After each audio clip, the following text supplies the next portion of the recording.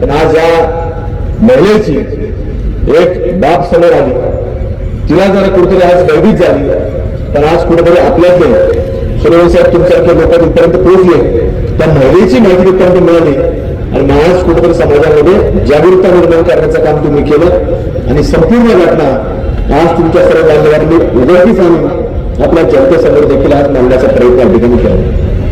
पेपरला ती घटना छापून येतील की अशी घटना घडली, असा महिलेवरती अत्याचार झाला तर महिलेने फिर्याद दाखल केली. तर शेवटी कायद्यामध्ये असं आहे की कुठलीही महिला जी काही पीडित असेल तिचं नाव कुठं दिलं जात नाही, तिची जात कुठली दिलत नाही, तिचा पंथ कुठला दिला जात नाही, तिचा धर्म कुठला दिला जात नाही.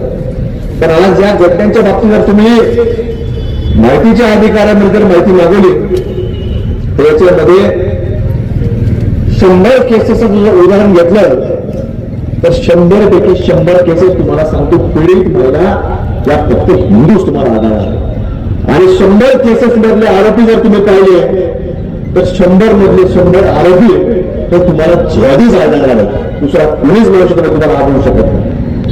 आज हे कुठपर्यंत आपण सहन करायचं, कुठपर्यंत समाजामध्ये जागरूकता करायची हा देखील प्रश्न हा समाजामधल्या हिंदू संघटनांसमोर देखील निर्माण झाला की किती जागरूकता आणायची, किती विचार कालपर्यंत पोहोचवायचा की अशा लोकांचे सन्मान ठेवू नका, अशा लोकांचे कुठेतरी आपण नाम राहिलं. आज आपण सांगतो की आदिवासी समाज हा पठार भागामध्ये राहतो, हा वाडी वस्तीवर राहतो, हा जंगलामध्ये राहतो, पण अनेक वेगवेगळ्या प्रकारचे झालेले असतात. जसं तुम्ही सांगितलं कुठली माशी असेल, तुझं वाढ असेल, पुढे जातो काय असं काय माहिती आपण त्यांना चेडत नाही. पण शिवी जे आहे हे कुठला लोक भाग नाही,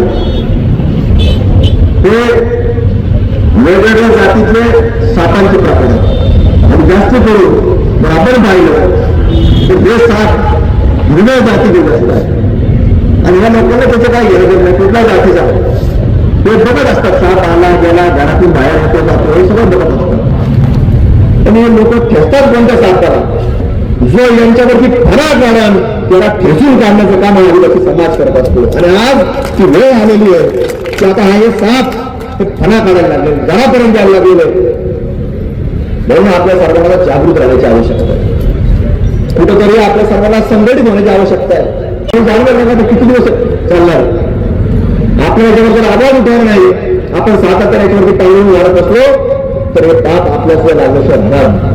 आणि म्हणून पापाचा जर आपल्याला प्रायश्चित करायचं असेल तर ही भूमिका हा आवाज आपल्या प्रत्येकाला उठवावा लागणार आहे आणि समाजाला जागरूकता निर्माण करायला लागेल.